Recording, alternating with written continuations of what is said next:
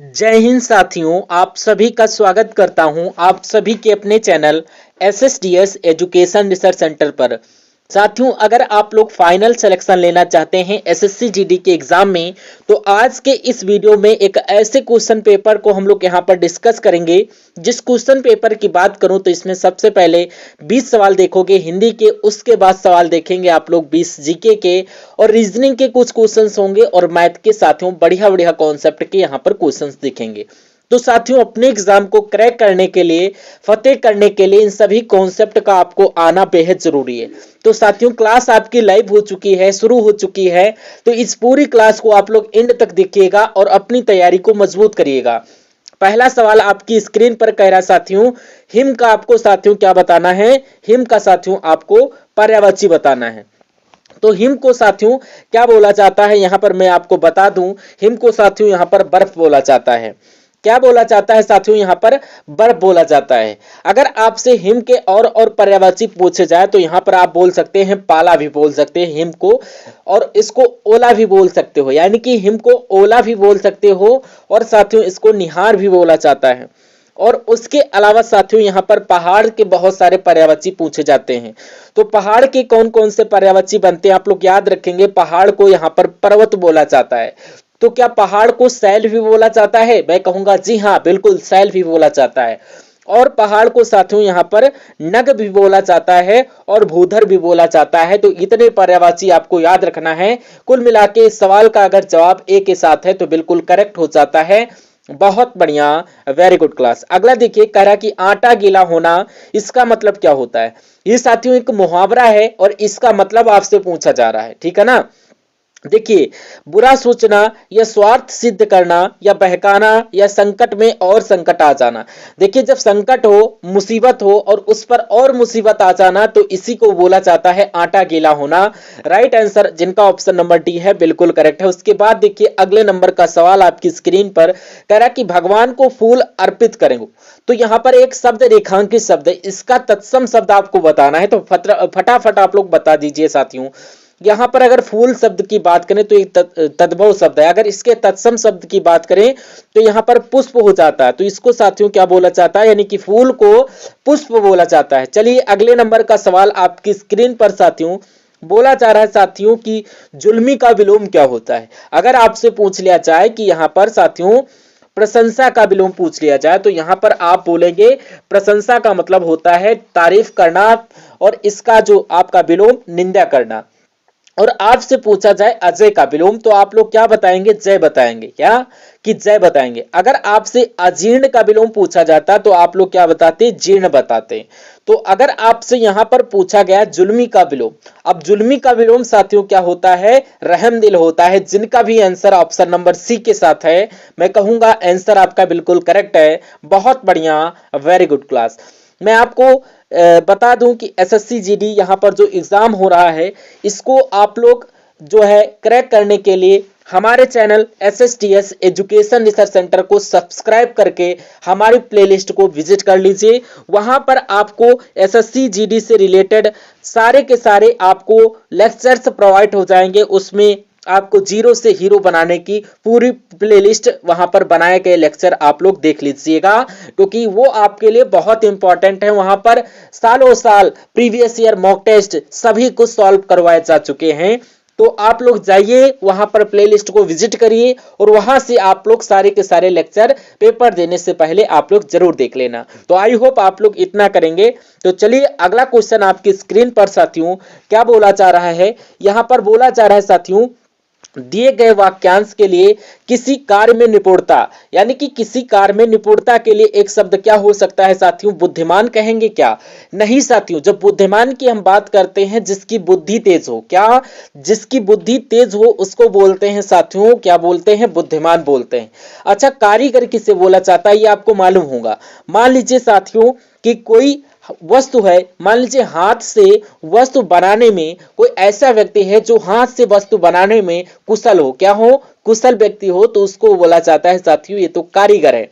अगर होशियार की बात करें, जो साथियों चतुर होता है उसको होशियार बोलते हैं, लेकिन किसी कार्य में कोई एक्सपर्ट है, निपुण है, तो उसको पारंगत बोला जाता है। आप लोग याद रखेंगे। तो जिनका आंसर ऑप्शन नंबर डी है, मैं कहूंगा आंसर आपका बिल्कुल करेक्ट है। अगला सवाल साथियों, यहां पर हिंदी के मैंने कितने सवाल लिए हैं, 20 क्वेश्चंस लिए। आप चेक करिएगा कि हिंदी में साथियों आपके कितने क्वेश्चन सही हो पाते हैं, और उसके बाद साथियों जीके के क्वेश्चन होंगे और रीजनिंग और मैथ के क्वेश्चन होंगे। तो इन सभी सवालों को साथियों आपको देखकर जाना है। मैं यहां पर आपको बताऊंगा कि यहां पर राइट आंसर क्या होता है। चलिए देखिए, दिए गए वाक्य में रेखांकित शब्द है और इसका विलोम आपसे पूछा जा रहा है, क्या वह है जो सुरेश इतना प्रफुल्लित है, यानी कि क्या वजह है जो सुरेश इतना प्रफुल्लित है। तो प्रफुल्लित का विलोम क्या साथियों, प्रसन्न होगा, अप्रसन्न होगा, खुशी होगी या अप्रसन्नता होगी।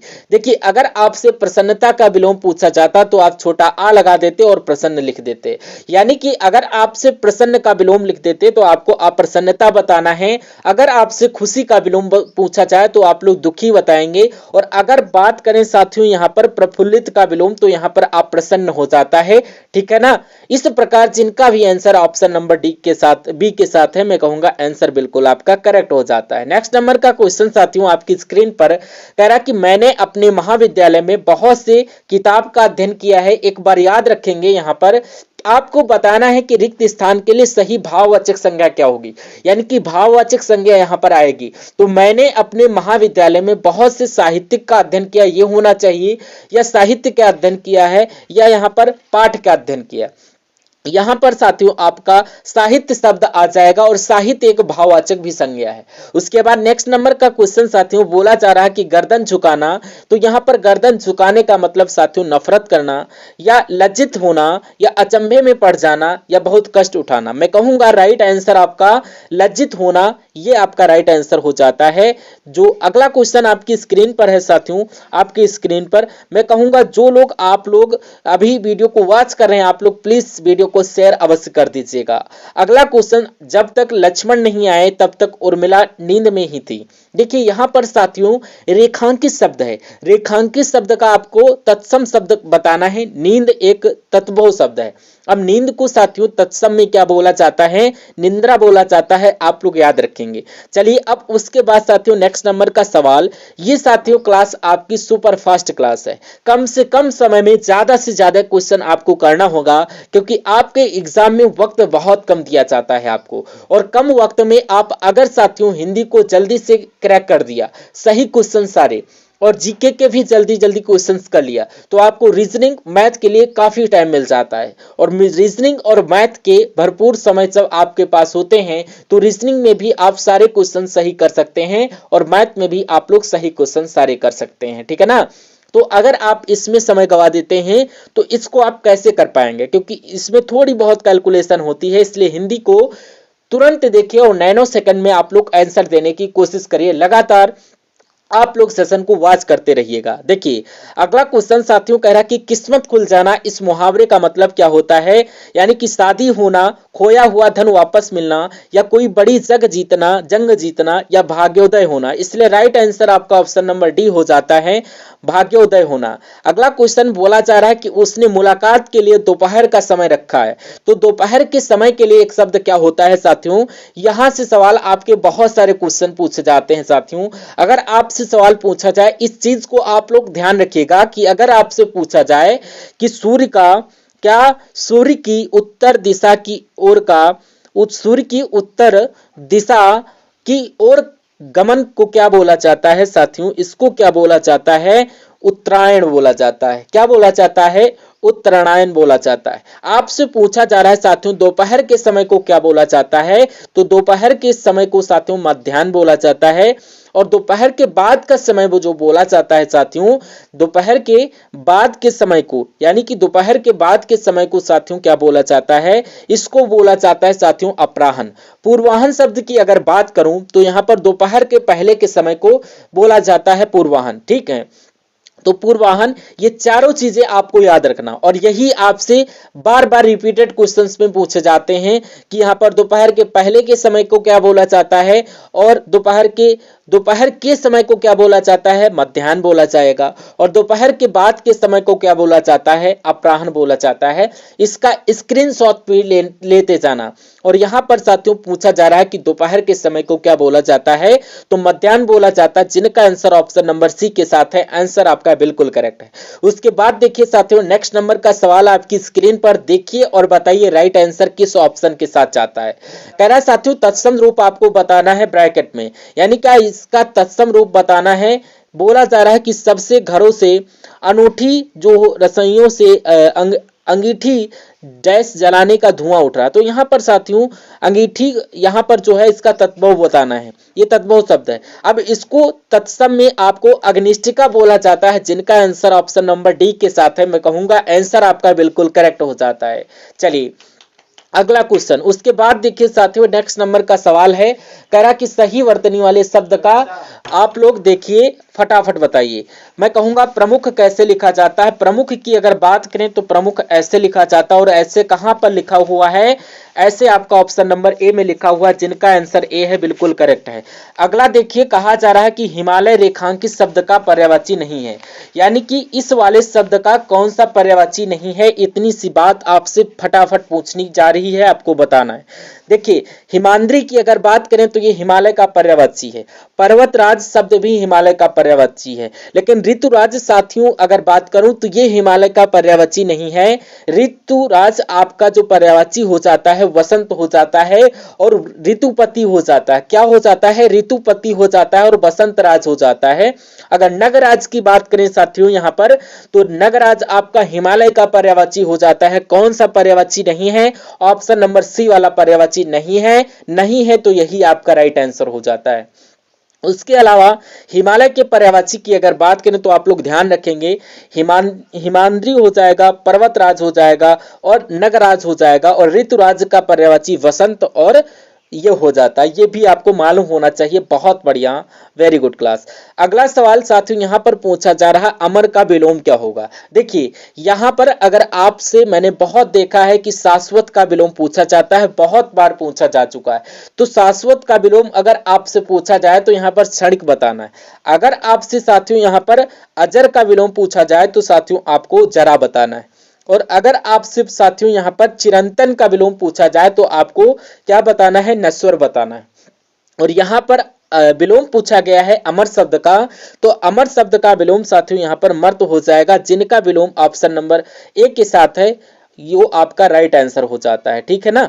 देखिए ये आपका राइट आंसर हो जाता है। अगला क्वेश्चन आपकी स्क्रीन पर है साथियों।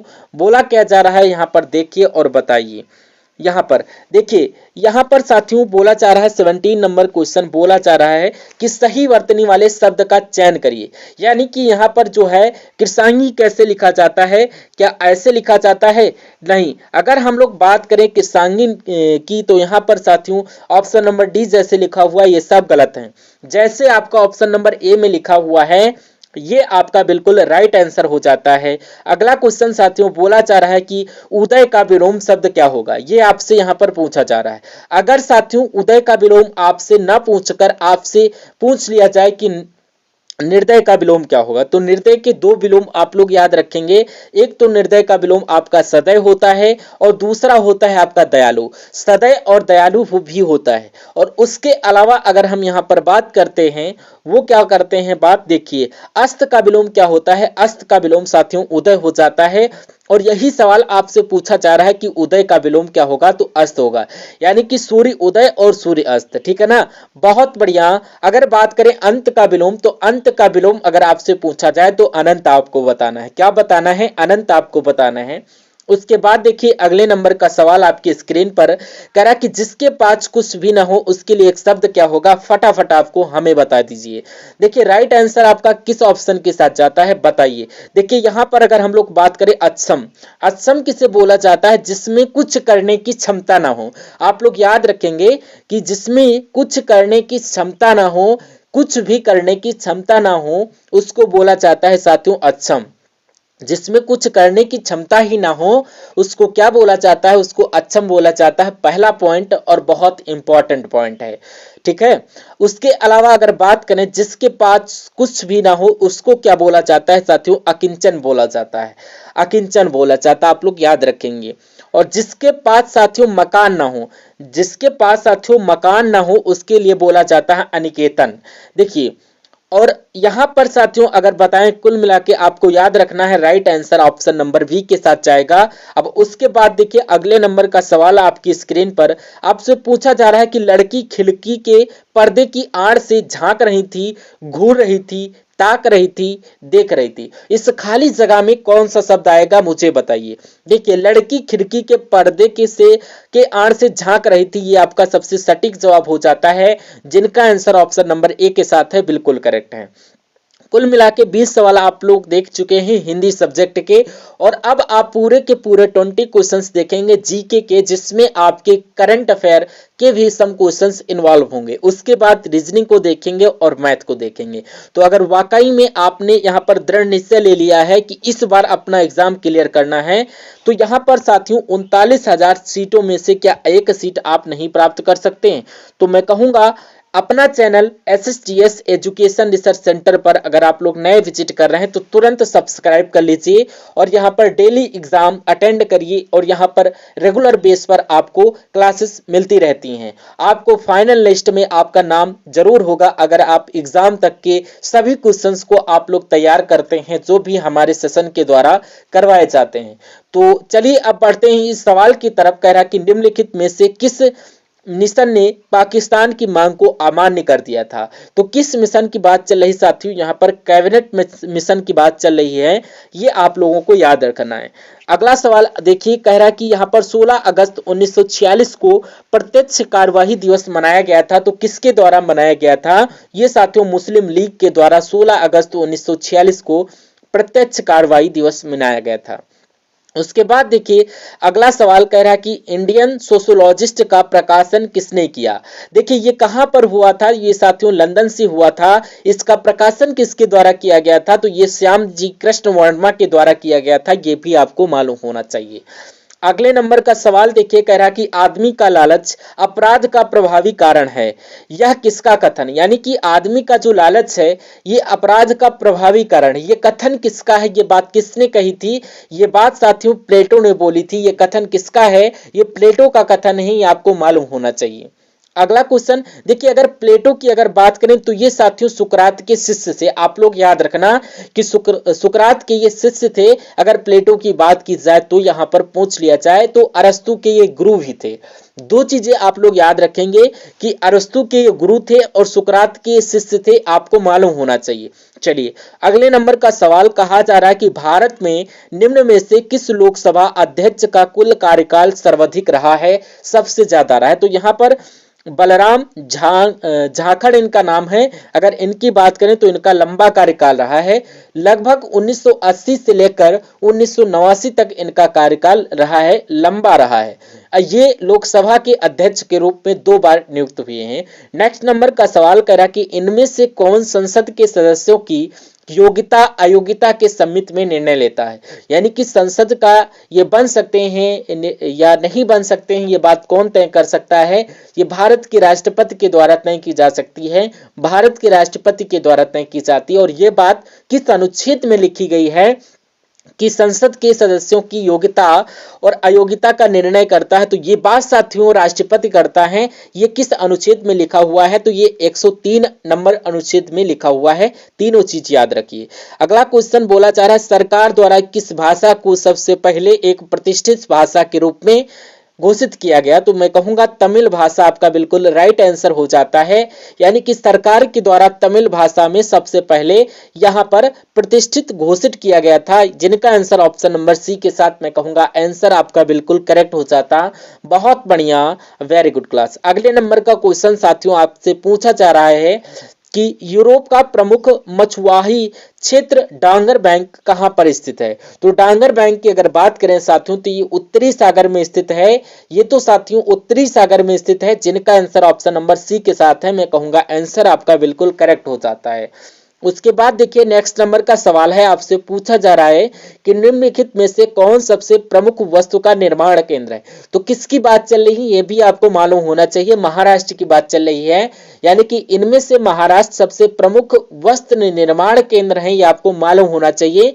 राइट आंसर आपका ऑप्शन नंबर बी के साथ जाएगा। नेक्स्ट नंबर का सवाल आपकी स्क्रीन पर, इस सवाल को देखिए और बताइए सही जवाब आपका किस ऑप्शन के साथ जाता है। देखिए कह रहा है निम्नलिखित में से किस क्रांति ने तिलहनों के उत्पादन में वृद्धि की है। देखिए तिलहनों की वृद्धि जो होती है, मैं कहूंगा यहाँ पर जो पीली क्रांति है इन्होंने ही किया था। Right answer option number D के साथ जाता है, बिल्कुल करेक्ट। अगला सवाल देखिए कह रहा है कि नॉन स्टिक खाना पकाने के बर्तन डैश से लेपित होते हैं। तो यहां पर बात की जाए तो ये सवाल आपसे कई बार पूछा जा चुका है, तो आपको मालूम होना चाहिए टेफ्लॉन के साथियों एक तरीके से लेपित किए जाते हैं। जो नॉन स्टिक खाना पकाने के बर्तन होते हैं इसमें खाना जलता नहीं है या देरी से जलता है, तो इसीलिए इसमें ये चीज लगा होता है। अगला देखिए कह रहा है कि नींबू निचोड़ने की मशीन, इसको साथियों आप लोग बताएं कि यहाँ पर नींबू निचोड़ने की मशीन ये प्रथम श्रेणी का उत्तोलक पर आधारित है या द्वितीय श्रेणी के उत्तोलक पर आधारित है या तृतीय श्रेणी। तो आपको यहाँ पर मालूम होना चाहिए कि तृतीय श्रेणी के उत्तोलक पर आधारित है, इसलिए राइट आंसर अगर है आपका बी के साथ तो बिल्कुल करेक्ट हो जाता है। साथियों 40 क्वेश्चन तक हम लोग यहाँ पर देखेंगे जीके को, और उसके अलावा करंट अफेयर और उसके अलावा रीजनिंग और मैथ की बात करते हैं। यहाँ पर आपके क्वेश्चन शुरू हो जाते हैं, रीजनिंग और मैथ के क्वेश्चन स्टार्ट हो जाते हैं। अगला सवाल है कह रहा है कि एक पेड़ की उम्र का पता कैसे लगाया जा सकता है, उसके वजन से, उसकी ऊंचाई से, या वर्तमान में अपनी वार्षिक छल्ले से। देखिए इसके वार्षिक छल्ले जो होते हैं इसको काउंट करके इसके उम्र का पता लगाया जा सकता है। ये सवाल कई बार आपके एग्जाम में रिपीट हो चुका है। देखिए अगला नंबर क्वेश्चन है साथियों, क्या बोला जा रहा है, कह रहा कि 1917 का कौन सा सत्याग्रह महात्मा गांधी का पहला सत्याग्रह था और भारतीय स्वतंत्रता आंदोलन में एक बड़ा विद्रोह था। तो किस विद्रोह की बात चल रही साथियों, यहाँ पर चंपारण सत्याग्रह विद्रोह की बात चल रही। ये कब हुआ था, ये 1917 में हुआ था, गांधी जी का पहला सत्याग्रह था और भारतीय स्वतंत्रता आंदोलन में एक बड़ा विद्रोह था। अगला सवाल देखिए कि इनमें से किसने महात्मा गांधी के खिलाफत आंदोलन से जुड़ने का विरोध किया। तो यहाँ पर साथियों मोहम्मद अली जिन्ना की बात चल रही है, यानी कि मोहम्मद अली जिन्ना ने महात्मा गांधी के खिलाफत आंदोलन से जुड़ने का विरोध किया था। ये आपको याद रखना है, क्वेश्चन बहुत इंपॉर्टेंट है। अगला क्वेश्चन यहां से करंट अफेयर के क्वेश्चंस आप लोग देख लीजिए। कह रहा कि किस मंत्रालय ने राष्ट्र पर्व वेबसाइट और ऐप लॉन्च की है। तो किस मंत्रालय की बात चल रही है, यहाँ पर रक्षा मंत्रालय की बात चल रही है। ये राष्ट्र पर्व वेबसाइट और ऐप लॉन्च किया है। उसके बाद देखिए कह रहा साथियों यहाँ पर अगले नंबर का सवाल है, कहा जा रहा है आपसे कि कौन विश्व मुक्केबाजी के एशियाई निकाय बोर्ड में शामिल हुए। तो यहाँ पर किसकी बात चल रही है, अजय सिंह की बात चल रही है। अजय सिंह जो है विश्व मुक्केबाजी और एशियाई जो निकाय बोर्ड में शामिल हुए हैं, आपसे पूछा जा सकता है। अगला देखिए साथियों, कहा जा सकता है कि यहाँ पर अंतरराष्ट्रीय किस देश में अंतरराष्ट्रीय गुब्बारा महोत्सव मनाया जाता है। ये कहां पर मनाया गया है अंतरराष्ट्रीय गुब्बारा महोत्सव, ये नेपाल में अंतरराष्ट्रीय गुब्बारा महोत्सव मनाया गया है, ये भी आपको मालूम होना चाहिए। उसके बाद देखिए साथियों कह रहा कि किस देश ने ऑपरेशन यमन शुरू किया है, ईरान ने, इजराइल ने, फिलिस्तीन ने, या किसने शुरू किया। तो अगर मैं इजराइल की बात करूं तो इन्होंने ऑपरेशन यमन शुरू किया है, राइट आंसर हो जाता है। अगला क्वेश्चन कह रहा कि छठा वार्षिक क्राउन लीडरशिप शिखर सम्मेलन कहां पर हुआ है। ये साथियों डेलावेयर में हुआ है, आप लोग याद रखेंगे, जो कि आपका छठा क्राउन लीडर शिखर सम्मेलन हुआ है। ऑप्शन नंबर बी जिनका है आंसर बिल्कुल करेक्ट है। बहुत बढ़िया, वेरी गुड क्लास। अब साथियों रीजनिंग की अगर बात करें, जिनको भी रीजनिंग को अपना पूरा स्क्वायर करना है उनकी बारी अब आ चुकी है। बहुत शानदार शानदार हम लोग यहाँ पर कॉन्सेप्ट देखेंगे। इन सभी कॉन्सेप्ट को आप लोग देखिएगा और अपने एग्जाम को क्रैक करिएगा। चलिए यहाँ पर अगर बात करें साथियों, सिंपल सी बात है, पहले ये आकृति उसके बाद ये आकृति बन गई, उसके बाद ये आकृति बन गई। तो यहाँ पर साथियों कौन सी आकृति आएगी, ऑप्शन नंबर ए वाली, बी वाली, सी वाली या डी वाली। पहला पॉइंट साथियों आपको ये ध्यान रखना है कि सभी के सभी यहाँ पर सर्कल बने हुए हैं।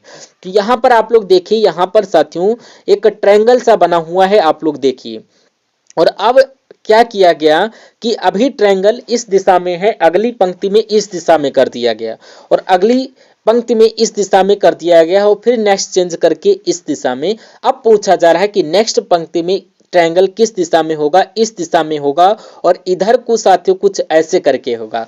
तो देखिए ये आंसर नहीं हो सकता और उसके अलावा अगर बात करें तो ये आंसर नहीं हो सकता। अब इसमें इन दोनों में से ये आंसर हो सकता है। अब दूसरा साथियों काम करिए, यहां पर काला गोला ही यहां पर है और अगले में यहां पर आ गया, अगले में यहां पर आ गया और अगले में यहां पर आना चाहिए। अब गोला साथियों यहां पर होना चाहिए, गोला यहां पर साथियों नहीं है, तो बचा क्या, ऑप्शन नंबर डी वाला, ऑप्शन नंबर डी वाला। एक सेकंड यहां पर एक चीज और देखिए, देखिए यहां पर अगर बात करते हैं साथियों सिर्फ और सिर्फ ये चीज है, सिर्फ और सिर्फ ये चीज है, लेकिन यहां पर अगर बात करें साथियों थोड़ा सा आप लोग ध्यान से देखिए आंसर आपका किस ऑप्शन के साथ जा सकता है। देखिए यहां पर आप लोग लुकअप देखिए, ऑप्शन नंबर डी होगा, आप लोग राइट आंसर देख सकते हैं क्योंकि यहां पर भी वही सेम चीज आ रही। तो यहां पर किसी का बी किसी का डी, यानी कि आप लोग इसको कंफ्यूज मत होइएगा, एक बार फिर से पुनः आप लोग देख लीजिए इस क्वेश्चंस को। सबसे पहले ये साथियों बात करें कि ये चीज यहां पर आएगी, गोला यहां पर है, गोला यहां पर आएगा और नेक्स्ट नंबर क्वेश्चन देखिए यहां पर यही आंसर होगा, क्योंकि आंसर इसलिए ये होगा क्योंकि ये चीज यहां पर है ऐसे करके है, तो ये चीज यहां पर ऐसे आएगी, ये ऐसे है, ये चीज ऐसे नहीं, ये चीज ऐसा नहीं होगा। आंसर आपका ऑप्शन नंबर वी के साथ जाता है, वो लोग बिल्कुल करेक्ट हो जाते हैं। अब कथन और निष्कर्ष की अगर बात करते हैं तो एग्जामिनर के फेवरेट सवाल हैं। तो यहां से दो सवाल आप मान के चलिए कि दो सवाल आपके पूछे ही पूछे जाएंगे, हर हालत में करंट अफेयर के दो सवाल आपसे पूछे जाएंगे। तो इस सवाल को देखिए साथियों और आप लोग यहां पर बताने की कोशिश करेंगे कि इस सवाल का जवाब आपका क्या हो सकता है। चलिए, कह रहा है कि कुछ एच आर है, जैसा जैसा आपसे कहा जा रहा है वैसा वैसा आप लोग करिए। मानिए ये साथियों आपका एच है और कुछ एच आर है, तो कुछ एच, इतने एच आपके क्या हो गए, इतने एच आपके आर हो गए। अब कह रहा है कि कोई पी एच नहीं है, मान लीजिए ये आपका पी है और कोई पी एच नहीं है, कोई एच पी नहीं होगा, ठीक है। अब निष्कर्ष को देखिए और बताइए कौन सा निष्कर्ष सही है। कह रहा है कि कुछ पी एच हैं, कुछ पी एच हैं, चलिए क्या कुछ पी एच हो सकते हैं, देखिए पूछे और बताइए। यहां पर क्या कहा गया है, यहां पर कहा गया है कि कुछ पी एच नहीं है, तो कोई पी एच नहीं, सॉरी यहां पर कोई पी जो है आपका एच नहीं है, तो कुछ पी एच कैसे हो सकते हैं, ये आपका गलत हो जाता है। उसके बाद देखिए कुछ आर पी नहीं है साथियों, कुछ आर आपके पी नहीं है, ये आपका सही है या गलत है, देखिए और बताइए। देखिए बिल्कुल साथियों मैं कहूंगा इतने आर आपके पी नहीं हो सकते, क्योंकि कोई पी आपका एच नहीं हो सकता, कोई पी आपका एच नहीं हो सकता, तो इतने आर आपके पी कैसे हो सकते, नहीं हो सकते। तो मैं कहूंगा ये वाला आपका बिल्कुल सही है, यानी कि कथन नंबर अगर मैं बात करूं तो आपका दो कहां पर लिखा हुआ है, ये आपका ऑप्शन नंबर सी में लिखा हुआ है, यही आपका बिल्कुल राइट हो जाता है, केवल निष्कर्ष दो वाला सही है और ये आपका बिल्कुल करेक्ट आंसर हो जाता है। अगला सवाल नंबर सीरीज वाला सवाल है, करा कि साथियों सबसे पहले 0 है, उसके बाद 1 है, उसके बाद 5 है, उसके बाद 14 है, उसके बाद 30 आ गया है और आपको बताना है कि अगला नंबर यहां पर क्या हो सकता है, बताइए। चलिए कोई दिक्कत नहीं, अगर हम लोग इसकी बढ़ोतरी करें, क्या यहां पर आखिर क्या आ सकता है, तो 14 से 30 हुआ है तो मैं कहूंगा यहां पर 16 आएगा और 5 से 14 हुआ तो यहां पर कितना आएगा साथियों, 9 बढ़ाया गया और यहां पर अगर बात करें तो 4 बढ़ाया गया होगा, तो यहां पर साथियों कितना बढ़ाया गया, ये साथियों हो जाता है 2 का स्क्वायर, ये आपका 3 का स्क्वायर है और ये आपका 4 का स्क्वायर है, तो यहां पर जाहिर सी बात 5 का स्क्वायर 55 25 होता है और 30 और 25 साथियों कितना होता है, 55 होता है। क्या 55 कहीं ऑप्शन में है, मैं कहूंगा बिल्कुल ऑप्शन नंबर ए वाले में है। तो जिनका भी आंसर ऑप्शन नंबर ए के साथ है, आंसर आपका बिल्कुल करेक्ट है। साथियों देखिए मेरे आंसर से पहले आप लोग आंसर देने की कोशिश कीजिए। अगर ऐसा है कि मेरे आंसर से पहले आप लोग कोशिश करें आंसर देने की, तो मैं कहूंगा तैयारी आपकी टॉप लेवल पर चल रही है। बस इसी तैयारी को आपको कंटिन्यू रखना है, आपका सिलेक्शन पक्का है। और कोई अगर डाउट हो तो आप डाउट हमसे तुरंत पूछिए, मैं आपको तुरंत रिप्लाई करता हूं। देखिए कोई दिक्कत नहीं। अगला क्वेश्चन करा कि एक निश्चित कोट भाषा में TOWARD को 962147 लिखा जाता है और उसके बाद WANTED को यहाँ पर 213957 लिखा जाता है। तो WARRANT को क्या लिखा जाता है, ये बात आपसे यहाँ पर पूछी जा रही है और बताइए। देखिए अगर हम बात करें, ऐसा तो नहीं है कहीं ये आपका टी का 9 हो कोड और ओ का कोड 6 हो, कोई दिक्कत नहीं, जांच लेते हैं। देखिए डब्लू का कोड मुझे बताना है, तो डब्लू आपका एक तो यहाँ पर लिखा हुआ है और डब्लू आपका एक तो यहाँ पर लिखा हुआ है। इस डब्लू का कोड 2 है और इस डब्लू का कोड भी 2 है, यानी कि इस डब्लू का कोड 2 और इस डब्लू का भी कोड 2 है, तो यानी 2 2 2 सभी में लिखा हुआ है। तो देखिए सबसे अलग किसका कोड लिखा हुआ है, तो इसको जरा चेक करिए। देखिए इसको चेक करिए, चौथे वाले को, यानी कि 1 2 3 4, और ये आर का कोड क्या होगा साथियों, आर यहाँ पर है, आर का कोड यहाँ पर साथियों 4 होगा। तो जहां पर साथियों 4 आएगा वो आपका क्या होगा, एक तो 4 आपका यहाँ पर है, एक तो 4 आपको यहाँ पर। आपको स्टार्टिंग से एक्सप्लेन में बताता हूँ। दो डब्लू का कोड 2 है और एक का कोड आपको यहाँ से मिल जाएगा, एक का कोड आपका 1 हो जाता है, तो एक ये आपका यहाँ पर आ गया। आर का कोड क्या है, तो आर का कोड साथियों 4 हो जाता है, यानी कि 4 और 4 2 बार आ जाएगा। और एक को कोड बात करें तो यहाँ पर एक का कोड 1 आ गया। एन की अगर बात करें तो एन का कोड साथियों ये है तीसरा वाला, तो ये 3 यहाँ पर आ गया। और ये टी की अगर बात करें तो टी का कोड साथियों 9 है, तो ये 9 आ गया। तो 21 44 139 किस ऑप्शन में है, तो ये साथियों ऑप्शन नंबर डी वाले में है, जिनका आंसर ऑप्शन नंबर डी के साथ है। मैं कहूंगा आंसर आपका बिल्कुल करेक्ट है। और भाग्यश्री का, अमरपाल का यहाँ पर देख लीजिए साथियों, यहाँ पर राइट आंसर जाता है। ठीक है, अगला क्वेश्चन साथियों आपकी स्क्रीन पर अब पूछा जा रहा है कि साथियों इस सवाल का जवाब आप लोग मुझसे पहले बताने की कोशिश करिए। कह रहा है कि TEA को ZBDFSU लिखा जा सकता है, ठीक है। SIN को MOHJRT लिखा जा सकता है, ठीक है। और RIO को क्या क्या लिखा जा सकता है, ये आपको बताना है साथियों। हर 3 लेटर से आपको 6 लेटर देखने को मिलने होंगे। तो यहाँ पर इन 3 लेटर से भी 6 लेटर बन रहे हैं, तो पहचानना आपको है कि मसला यहाँ पर क्या लग रहा है, क्या चीज यहाँ पर इन्वॉल्व हो रही। तो अगर मैं यहाँ पर देखूं ए और जेड, तो मुझे फौरन नजर आया कि ए से पहले जेड आता है और ए के बाद बी आता है, ठीक है।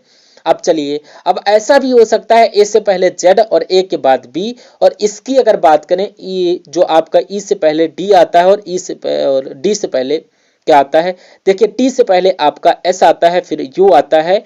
फिर यहाँ पर देखिए वही लॉजिक का यहाँ पर लगा हुआ है। एम से बात करें तो एन से पहले एम और फिर ओ, आई से पहले एच, आई के बाद जे, एस से पहले आर और एस के बाद टी। वही चीज हम लोग यहाँ पर करेंगे, कोई दिक्कत नहीं है।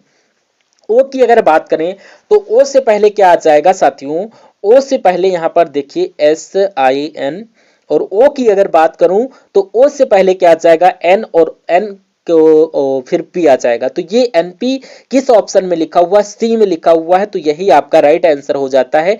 एक बार और चेक करिए, आई की बात करें तो आई के बाद एच और उसके बाद जेड, जे और फिर एन और पी, तो NPHJ। और ये साथियों देख लीजिए यहाँ पर एक टाइपिंग मिस्टेक मुझे लग रहा है क्वेश्चन में, तो NPH और उसके बाद साथियों आई के बाद आपका क्या आता है, आई के बाद आपका जे, तो जे यहाँ पर आ गया। और ओ से पहले यहाँ पर, ओ से पहले यहाँ पर क्या आ जाता है, ये प्रॉब्लम टाइपिंग में हुई है साथियों। ओ से पहले यहाँ पर क्या आएगा, ओ से पहले आपको देखना है, देखिए और बताइए। चलिए यहाँ पर खैर कोई नहीं, NP आ रहा था और NP आपका सही जवाब हो जाता है। यहाँ पर टाइपिंग में मिस्टेक हुई है, मुझे याद है, ठीक है। तो लॉजिक आपको यही इस्तेमाल करना है।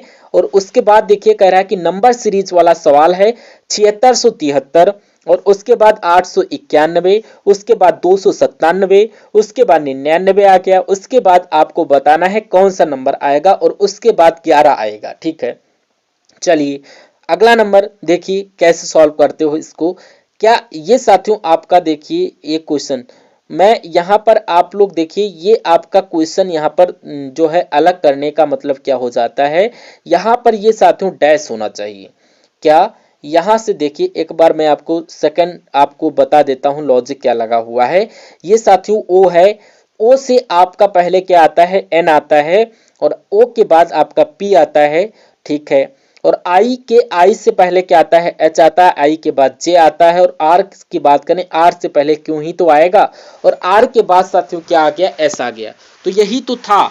मैं बता दूं, देखिए ओ को काउंट करना गलत हो जाता है यहां पर, ये आपको नहीं करना। अगले नंबर का सवाल आप लोग कर रहे थे, देखिए यहां पर साथियों अगर मैं बात करूं कि यहां से साथियों क्या लॉजिक लग रहा है, ये आपको पहचानना है। चलिए मैं आपको बता देता हूं राइट आंसर क्या होता है। चलिए देखिए, अगर यहां पर हम साथियों कोशिश करते हैं कि ये कैसे लॉजिक लगा हुआ है, अगर ये आपका ये इसका एक तिहाई होता है, 297 का अगर हम एक तिहाई करते हैं तो एक 891 का अगर एक तिहाई करें, क्योंकि एक तिहाई लग रहा है, अगर हम इसकी भाग कर देते हैं 3 से तो 2673 की, तो 891 के आसपास आएगा। देखिए 3 वट 24 और 2 जाएगा 27, 3 और 3 एकम 3, और इसकी भाग अगर 3 से कराएं, 3 दूना 6 और ये 29 और 3 9 27 और 2 आपका 3 7 21, तो इसकी भाग 3 से करोगे 3 3 9 3 3 9 यानी कि 33 आ चुका है, और ये 11 है, आप लोग याद रखिएगा। ठीक उसी प्रकार इसकी भाग करें 3 एकम 3 और 3 एकम यानी कि 11 आ गया। यानी कि मैं कहूंगा हमारा right answer option number A के साथ, जिनका आंसर ऑप्शन नंबर ए के साथ बिल्कुल करेक्ट आंसर। अगला सवाल आपकी स्क्रीन पर सभी के सभी एकदम टॉप लेवल के क्वेश्चंस हैं, और वो क्वेश्चंस है साथियों जो आपको आपने एग्जाम में देखने को मिलेंगे। तो इन सभी सवालों को बहुत अच्छी प्रकार से वॉच करना होगा और आपको देखना होगा। चलिए, क्योंकि क्वेश्चंस की अगर बात करें तो क्वेश्चंस यहीं से आएंगे और कोई दिक्कत और परेशानी आपको महसूस नहीं होनी चाहिए। ठीक है, चलिए इस सवाल की अगर हम लोग बात करें यहां पर, तो क्या यहां पर लॉजिक है, कह रहा है कि 5 सहकर्मी हैं, और यानी कि ये हैं जोई है, एरोन है, बेन है, कलोई है और डेनियल। एक वृत्ताकार मेज पर केंद्र की ओर गोल मेज हम बना लेते हैं, और ये 5 लोग हैं, 1 2 3 4 और 1 5। ठीक है, अब कह रहा है जेई एरोन के ठीक बाईं ओर बैठी है, ठीक, और क्लोई जेई के बगल में बैठी है, और डेनियल एलोन के ठीक दाईं ओर बैठी है, और जेई के ठीक बाएं ओर कौन बैठा है ये आपको बताना है। अगर हम यहां से चले कि क्लोन की बाईं ओर जेई बैठी है, तो एलोन आपको कहीं पर बिठालना होगा। अगर हम लोग एरोन को यहां पर बिठाल दे, ये यहां पर इनकी बात चली, ठीक है, तो एरोन के ठीक बाएं, अब एरोन के ठीक बाएं क्या होगा, ये हो जाएगा साथियों ये, ठीक, दाहिना और बायां। देखिए कैसे होगा, तो एरोन के ठीक बाईं ओर बैठी है कौन, जेई बैठी है, तो यहां पर जेई बैठ जाएगी, तो जेई नहीं जोई होता है, आप लोग देख लीजिएगा। और जेई के बगल में साथियों कलोन बैठा है, तो यहां पर ये कौन बैठा है, ये कलोई बैठी है, यहां पर कलोई यहीं पर बैठी है। तो यहां पर देखिए डेनियल एलोन के दाईं ओर कौन बैठा है, एरोन के दाईं ओर कौन बैठा है, डेनियल, और डेनियल यहां पर बैठ जाएगी। तो अब अगर बात करते हैं जेई के ठीक बाएं ओर कौन बैठा है, तो ये साथियों जेई आपकी बाएं ओर कौन बैठा है, जेई के बाएं ओर कलोई बैठी है। तो कलोई क्या आपका राइट आंसर हो जाएगा, बिल्कुल कलोई हमारा बिल्कुल सही जवाब हो जाता है। अगर पूछा जाता है यहां पर कौन बैठा है या डेनियल के बाईं ओर कौन बैठा है, तो आपको 5 लोग हैं जिसमें से 4 बैठ चुके हैं, बचा है वेन आपका साथियों, ये वेन आपका राइट आंसर हो जाता फिर तो ये सारी चीजें आपको याद रखना है। ठीक है, अगर मिस करते हो तो आपका क्वेश्चन गड़बड़ा जाता है। अब यहां पर साथियों आपका देखिए यहां पर दिए गए शब्दों को, जो आपका राइट आंसर क्या होता है इस क्वेश्चन के साथ, देखिए दिए गए शब्दों को उसी क्रम में व्यवस्थित कीजिए, यानी कि उसी क्रम में व्यवस्थित करना है। यानी कि जैसे अंग्रेजी शब्दकोश में आपने डिक्शनरी देखा होगा और उसमें आपने देखा होगा कि ए वाले लेटर सारे आ जाते हैं, फिर बी वाले, तो उसी क्रम में आपको लगाना होगा। ठीक है, अब एल ई यहां पर भी है, और एल ई टी यहां पर भी है, और एल ई टी यहां पर भी, एल ई एस यहां पर है। तो मैं कहूंगा साथियों कि सबसे पहले टी तो 20 पर आता है, तो एस 19 पर आता है, तो ये सबसे पहले आएगा 5 नंबर। अब इनमें से सबसे पहले क्या आएगा ये आपको बताना है। तो यहां पर टी के बाद भी कुछ लेटर हैं, लेकिन यहां पर टी के बाद कुछ लेटर नहीं, तो 1 नंबर पहले आएगा। अब एच पहले आता है या टी, मैं कहूंगा एच। अच्छा, एच यहां पर और एच यहां पर, ए यहां पर, ए यहां पर, तो 8 पहले आता है ये एल, यानी कि 4 आएगा, फिर 2 आएगा, फिर बचा साथियों ये 3 वाला, तो ये साथियों 3 आ जाएगा, यानी कि 514 23 कहां पर लिखा हुआ है, ये आपका ऑप्शन नंबर ए में लिखा हुआ है ये आपका जिनका आंसर ऑप्शन नंबर ए के साथ है बिल्कुल करेक्ट हो जाता है। अगला सवाल आपकी स्क्रीन पर नंबर सीरीज वाला सवाल है। सबसे पहले 6 आया, उसके बाद 23, उसके बाद 93, उसके बाद 371 आया है और उसके बाद 1485 आ गया है। तो फिर आपको बताना है यहाँ पर अगला नंबर जो होगा वो कौन सा होगा, ये आपको याद रखना है। ठीक है, चलिए अगर हम लोग बात करें कि 6 से 23 कैसे बना सकते हैं, अगर इसकी हम लोग 4 से गुणा करें, 6 चौक 24, अगर एक गुणा घटा देते हैं तो हमें 23 मिल जाता है। अगर 23 की 4 से गुणा कराओ तो कितना आता है, 4 3 12 और 4 दूनी 8 यानी कि 92 हो जाता है। तो वही चीज हमने यहाँ पर किया, तो मुझे यहाँ पर प्लस करना होगा। अब यहाँ पर 4 से गुणा करके एक घटाया तो हमें ये नंबर मिला। अब 4 से गुणा करके एक प्लस करना होगा तब हमें ये नंबर मिलेगा। तो मेरे हिसाब से इसकी 4 से गुणा होगी और 93 की 4 से गुणा और 4 3 12 आपका हो जाता है। और उसके बाद साथियों आपका 4 3 12 और 4 4 6 24 यानी कि यहाँ पर अगर इसकी गुणा 9 से करो 36 1 37 यानी कि इसकी भी गुणा अगर 4 से करेंगे और उसमें प्लस 1 करेंगे, यहाँ पर 4 से गुणा और 1 यहाँ पर माइनस करना होगा। तो 1485 की गुणा आप 4 से करिए, फिर उसमें 1 घटाइए, आपका आंसर आ जाता है। 4 पंचे 20, 8 चरवट 32 और 1 33 34, 4 चक्कू 16 और 19 यानी कि 4 एकम 4 और ये आपका 5। इसमें 1 घटा दीजिए तो मैं कहूंगा कितना आएगा, 5939 आएगा। और 5939 किस ऑप्शन में है, ये आपका ऑप्शन नंबर ए में है। जिनका भी आंसर ऑप्शन नंबर ए है, आंसर उनका बिल्कुल सही होगा। ठीक है, अब देखिए यहां पर साथियों मैं आपको अगला क्वेश्चन करवा रहा हूं। अगर अभी तक चैनल को सब्सक्राइब नहीं किया तो चैनल को सब्सक्राइब बात कर लेना और एसएसडीएस एजुकेशन रिसर्च सेंटर को आपको सब्सक्राइब करके अपने दोस्तों के साथ शेयर करना है और अपने फ्रेंड सर्किल में शेयर करके, और अभी तक जिन्होंने वीडियो को लाइक नहीं किया तो वीडियो को तुरंत अभी लाइक कर दीजिए इस वीडियो को। चलिए और अगले नंबर का सवाल आपकी स्क्रीन पर पहुंच चुका है। इस सवाल का जवाब आप लोग दीजिए और इस सवाल को कैसे आपको हल करना है, क्या आपका बिल्कुल सही जवाब हो सकता है। चलिए देखिए कहा क्या जा रहा है यहाँ पर साथियों कि एक आदमी की ओर इशारा करते हुए, देखिए क्वेश्चन बहुत इंपॉर्टेंट है। तो ये क्वेश्चन आप अगर हम बात करें कि यहाँ पर आपका राइट आंसर क्या हो सकता है, कह रहा है कि एक आदमी की ओर इशारा करते हुए एक करिश्मा ने, मान लीजिए साथियों ये आपकी करिश्मा है, यानी कि करिश्मा, देखिए आप लोग करिश्मा कहाँ है, ये आपकी इशारा करते हुए एक करिश्मा ने कहा कि मान लीजिए करिश्मा के भाई के पिता, यानी कि मैं किसकी बात चल रही है यहाँ पर साथियों, करिश्मा के पिता की बात चल रही है, यानी कि करिश्मा के पिता के एक इकलौती बेटी। तो यहाँ पर करिश्मा के पिता के इकलौती बेटी ये साथियों करिश्मा होगी और करिश्मा के पिता की इकलौती बेटी यानी कि करिश्मा का पति है, यानी कि जिस आदमी की ओर इशारा कर रही वो असल में उसका पति है।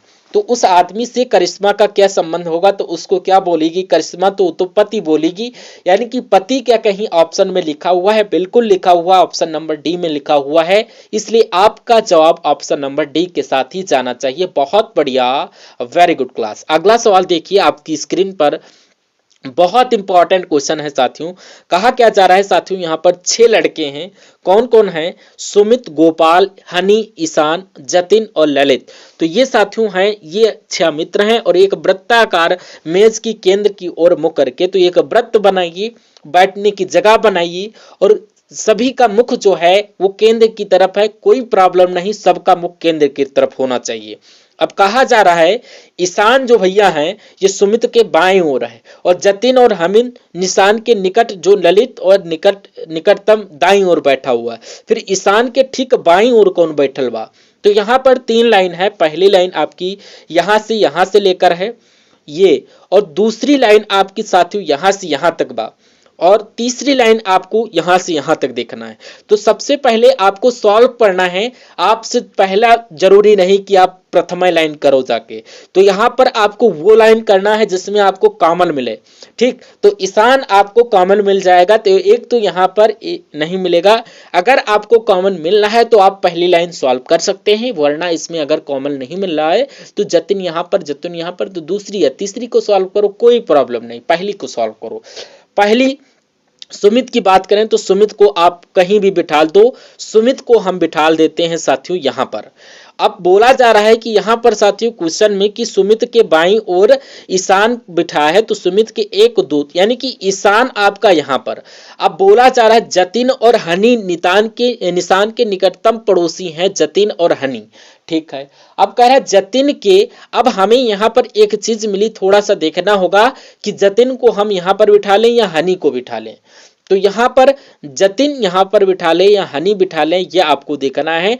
जतिन और हनी, ईशान, देखिए ईशान सॉरी यहाँ पर होना चाहिए, हनी को यहाँ पर बिठा लिए और जतिन को बिठा लिए। मान लीजिए साथियों हनी आपका यहाँ पर बैठ जाता है और हनी आपका यहाँ पर बैठ जाता है और ललित जतिन के ठीक दाईं ओर बैठा है।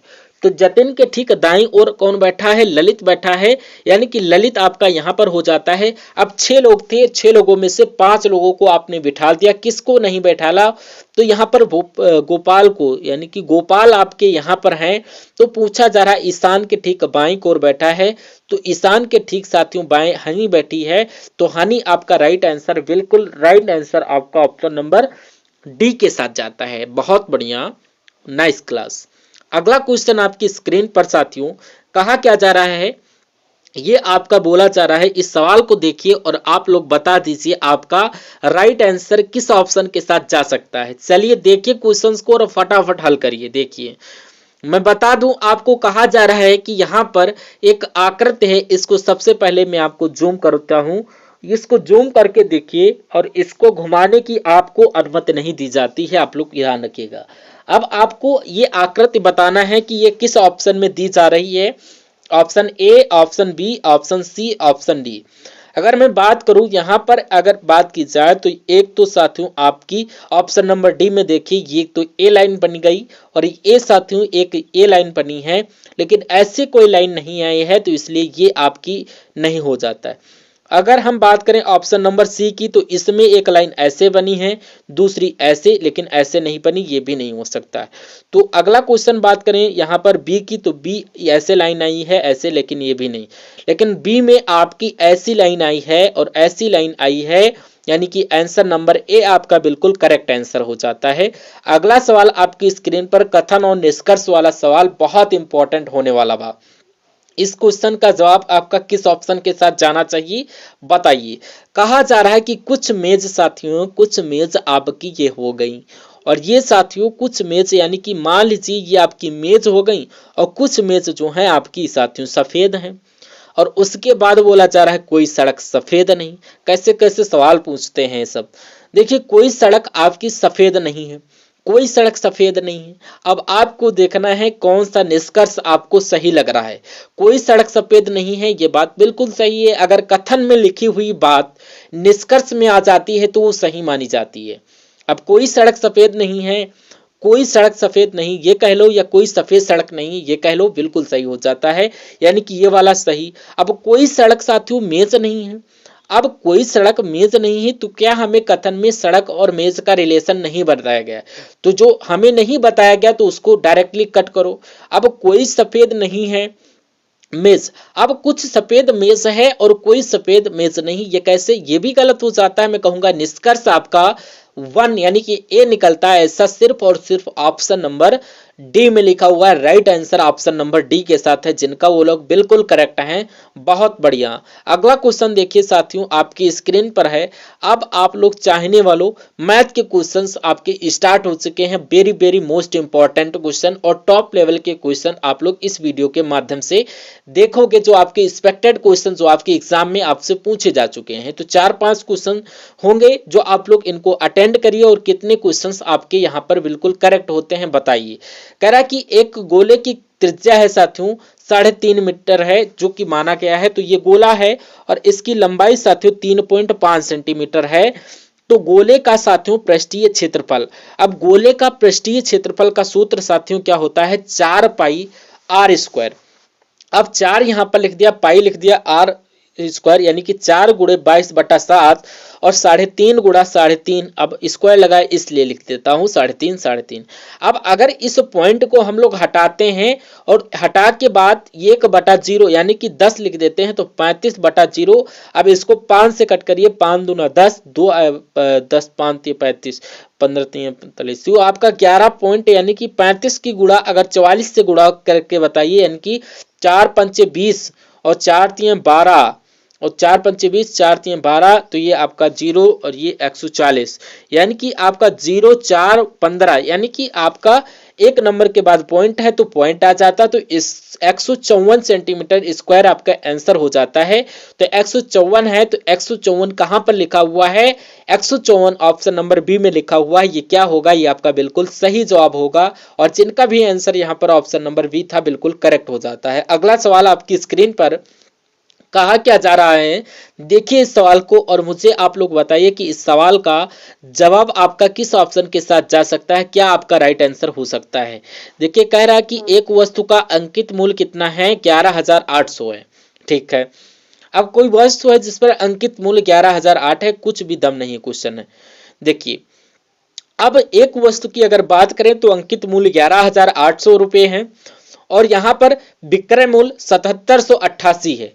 तो यहां पर वस्तु पर छूट कितने प्रतिशत का होना चाहिए? जो वस्तु है उस पर प्रिंट रेट 800 रुपये है। अगर इसको 11,800 लिखा है, अगर इसको बेच दिया जाता है 7788, अब आपसे पूछा जाए कुछ छूट दी जाती है तो 11,800 में से 7788 घटा दीजिए।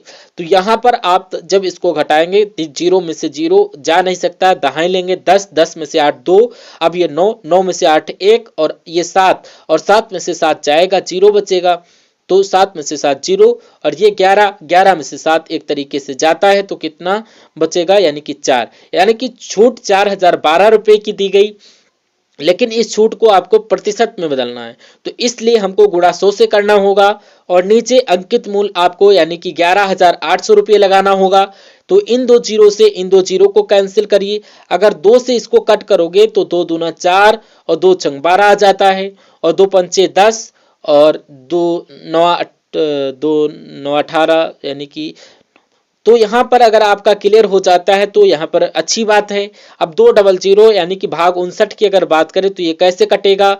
इसको भाग दीजिए 2006 और 59 यहां पर लिख लेते हैं और 200 इसको मान लीजिए, तो मेरे हिसाब से कितनी बार में जाएगा? 3 बार में। देख लीजिए 9 तियां 27 और 3 पचे 15, 16 17 और इसमें से साथियों कितना बचेगा? 200 माइनस 177 करते हैं तो 23 आता है और एक जीरो आपका यहां पर बढ़ जाता है। इतनी बात आपको क्लियर होगी? कहो बिल्कुल क्लियर है सर। अब 59 की किससे गुणा करें? 230 आ जाए, यानी कि इसकी गुणा अगर हम लोग 4 से करते हैं 9 चौक 36 आपका हो जाता है।